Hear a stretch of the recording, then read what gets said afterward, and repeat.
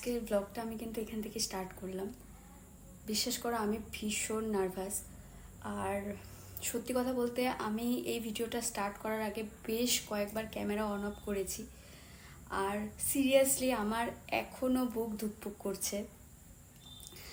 আহ, একটা কারণে আমি এই ভিডিওটা করছি আর কি। তবে এই ভিডিওটা কিন্তু আমি যতদিনে আপলোড করব কয়েক মাস পেরিয়ে যাবে। মানে তোমরা যতদিনে এই ভিডিওটা দেখবে বেশ কয়েক মাস পেরিয়ে গেছে। তো চলো বেশি কথা না বাড়িয়ে আসল টপিকে যাই। আর তোমরা তো থাম্বনেল দেখে নিশ্চয়ই বুঝে গেছো কি টপিকে আমি ভিডিওটা করছি। অ্যাকচুয়ালি আমি আর শুভম বেবির প্ল্যান করছিলাম। আর আমাদের ইচ্ছে ছিল এই বছরই যাতে আমাদের আশাটা পূরণ হয়ে যায়। আর তাছাড়াও অনেক মানুষেরই ইচ্ছে আমাদের বেবি আসুক। তবে আমাদের যখন বিয়ে হয় তখন আমরা ভেবেছিলাম যে আগে নিজেদের শখ পূর্তিগুলো পূরণ করব। আর ও তো সার্ভিস করেই, তার সাথে যদি আমিও কিছু একটা কাজ করি আর তার 3-4 বছর পর আমরা বেবি প্ল্যান করব। কিন্তু কোনো একটা কি বলবো দুর্ভাগ্যবশত আমার কিন্তু বিয়ের 11 মাসের মাথায় দুটো সার্জারি হয়। তো এখানেই বলে দিচ্ছি আমার কি কি সার্জারি হয়েছিল। একটা হয়েছিল ওভারিয়ান সিস্ট, মানে দুটোই হয়েছিল, ওভারিয়ান সিস্ট আর গল ব্লাডার স্টোন। তো আমি ঠিক সেই সময়টাতে না বুঝতে পেরেছিলাম যে মা হওয়াটা কতটা কঠিন।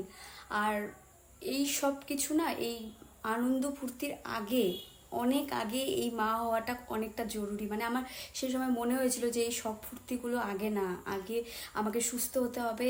আর মানে তোমরা বুঝতেই পারছো আর কি।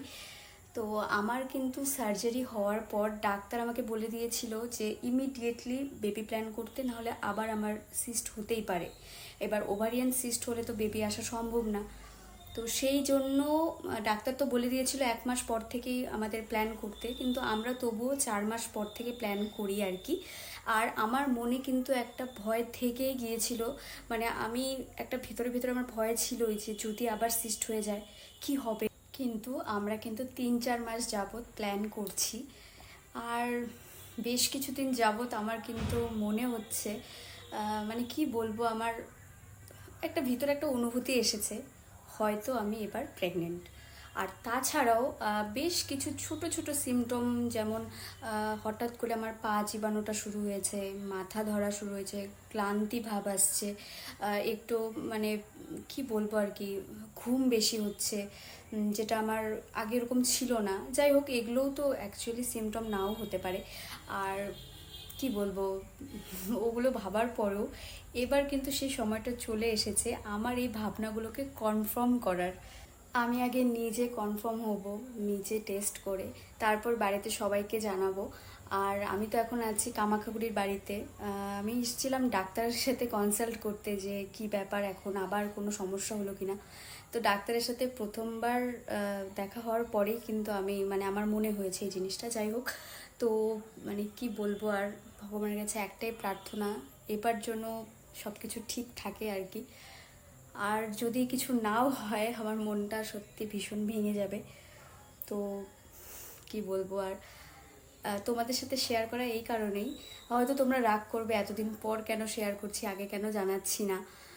তোমরা একটু বুঝে নাও আর কি, সব কিছুই তো আর আগে থেকে জানানো যায় না। তো চলো এখন আমি আগে টেস্ট করে দেখিনি। চলো, যা হবে তোমাদের সামনেই হবে, ফিঙ্গার ক্রস। বন্ধুরা, আমি কিন্তু পরের দিন ভোরবেলায় প্রেগনেন্সি কিট নিয়ে বসে পড়লাম।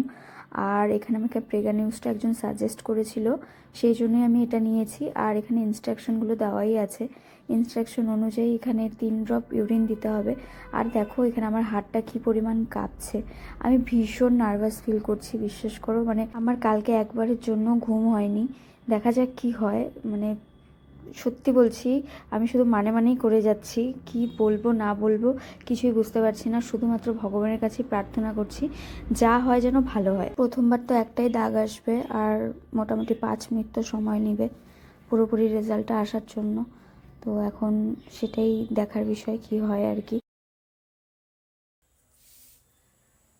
আমি তো ইউরিনটা টেস্ট করার জন্য দিয়ে দিলাম। এবার প্রথমে তো একটাই দাগ আসে, তোমরা তো দেখলেই।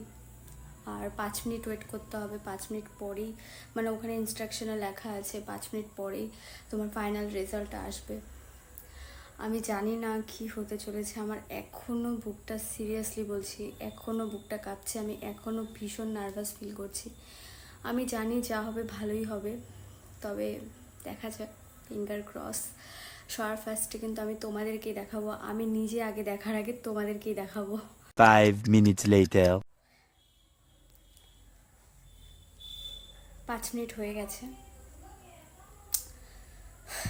চলো।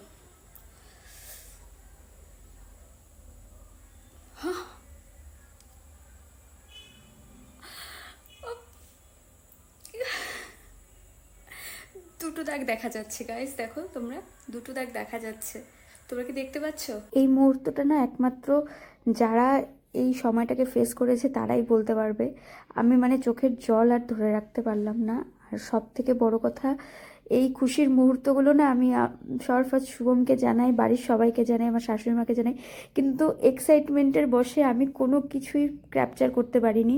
তার জন্য এক্সট্রিমলি সরি, তোমাদেরকে কিছু দেখাতে পারলাম না। আমি মানে শুভম যে কতটা খুশি হয়েছিল সেটা যদি আমি তোমাদেরকে দেখাতে পারতাম তাহলে হয়তো তোমরা বুঝতে পারতে। আর আমার মা, ওইদিকে আমার শাশুড়ি মা, ওনাকে তো আমি মানে ফোনেই বলি, বিশাল বড় মানে আমার কাছে বিশাল পাওনা, বিশাল পাওনা। আমার আগেই ডক্টরের অ্যাপয়েন্টমেন্ট নেওয়া ছিল আর আমি এক মুহূর্ত দেরি না করে সাথে সাথে ডাক্তারের কাছে চলে যাই। আর সেখানে গিয়ে ডাক্তারবাবু আমার আবারও টেস্ট করায়, আর সেখানেও কিন্তু পজিটিভই আসে। তোমরা দেখেই নিতে পারবে। আস্তে আস্তে আমি তোমাদের সাথে সবটাই শেয়ার করব। তোমরা আমার পাশে থেকো, জাস্ট এই কথাটাই তোমাদেরকে বলার জন্য এতদিন থেকে ওয়েট করে যাচ্ছিলাম।